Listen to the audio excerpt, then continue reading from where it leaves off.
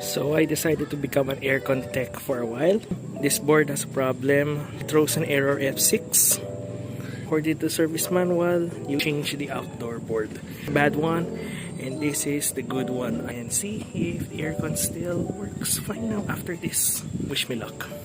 For this, ground included. And further goes here.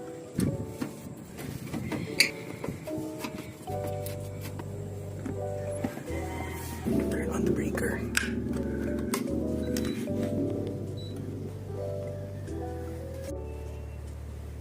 The outdoor is synced.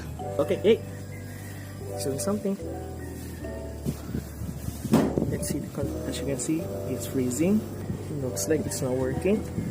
Ooh, refreshing. Nice. That's how you DIY repair an air conditioner. I call this a success. Mukhang lumamig na siya. Nice.